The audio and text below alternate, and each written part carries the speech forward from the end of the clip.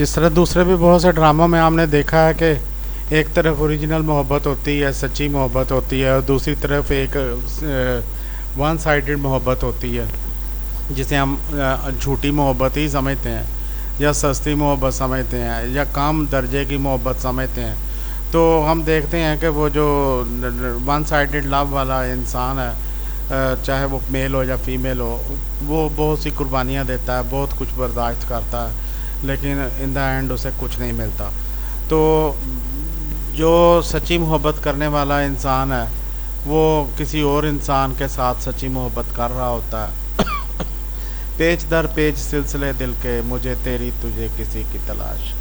तो ये एक ऐसा सिलसिला है ड्रामों में दिखाया जाता कि मोहब्बत के कंपैरिजन्स दिखाए जाते हैं कि एक इंसान दूसरे इंसान से इस तरह की मोहब्बत कर रहा है, फिर एक इंसान दूसरे इंसान से इस तरह की मोहब्बत कर रहा है।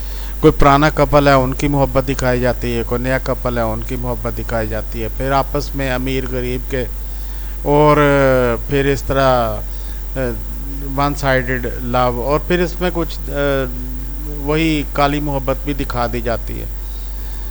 तो ये सीन भी इसी तरह का एक सीन है, अच्छा सीन है प्रोडक्शन के हवाले से, डायरेक्शन के हवाले से, एक्टिंग भी ठीक रही है कि मोमना जब Momna Iqbal sorry, very really very sorry, तो जब वो पारस बहजाद जो है, जब वो वहाँ अपने घर में ड्राइंग रूम में बैठे हुए जब रिश्तों की बात हो रही होती है तो वो गुस्से में आ जाती है और बाहर चले जाती है पाँव पटकती हुई।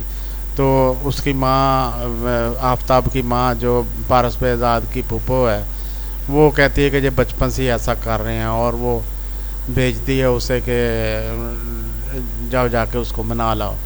तो फिर साथ ही कहती है कि गाड़ी ले जाओ और उसको आइसक्रीम खिला लो, बचपन से ही उसका यही आदत है। तो आगे वो मिन्नत समाजत करके किसी भी तरीके से वो उसे मनाता है और कहता है कि मामू से मैंने इजाज़त ले ली हुई, तो मेरे साथ एक्टिंग आइसक्रीम खाने जाओ।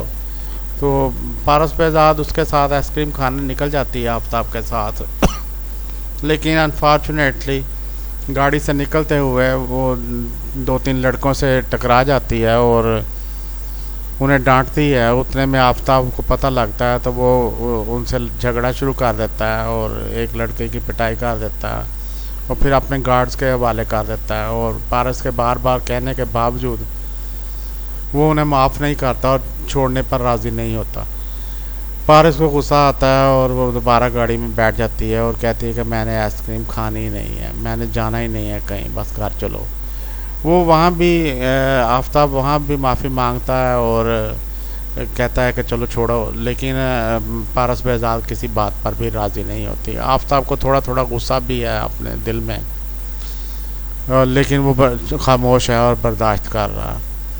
अब इस मोहब्बत के सीन में एवरीथिंग इज़ गुड, ये बात ठीक है, लेकिन एक हमें शक सा है कि जब वो पारस बहजाद के साथ बाहर निकल रहा था तो उसने एक फ़ोन किया था और हमें एक शक है कि उसने ये फ़ोन इन्हीं लड़कों को किया होगा और इनका अरेंज उसने खुद किया होगा और उसने खुद ही इन्हें पैसे देकर यहाँ भेजा होगा कि मैं तुम्हारी इस तरह पिटाई करूँगा या गार्ड्स इस तरह पिटाई करेंगे और तुम इस तरह। तो उसके दिल में जगह बनाने के लिए कि अब दिल में जगह ऐसे तो नहीं बनती ना, वो तो नेचुरली बनती है, नेचुरली भी नहीं बनती, कुदरती तौर पर भी नहीं बनती, तो इस तरह कैसे बननी है। लेकिन बहरहाल एक बंदा जितनी अक्ल होती है उतने फ़ैसले करता है, जितनी इख्तियार होता है उतने फ़ैसले करता है। लेकिन ये हमारे एक दूर की कड़ी है, हो सकता है कि ऐसा ना हो, लेकिन आगे चल के हम देखेंगे कि क्या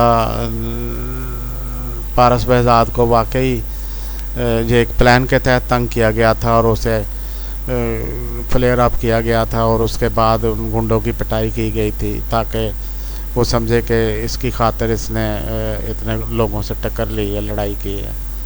तो वैसे तो ये रिकरेंट थीम है, बहुत से पुरानी फिल्मों में भी और ड्रामों में भी ये रिपीट होता रहता है। विलन का आमतौर पर यही हरबा होता है, लेकिन यहाँ आफ्ताब ने क्या ये सच किया है इसको हम देखेंगे अगले सीन में या अगले एपिसोड में।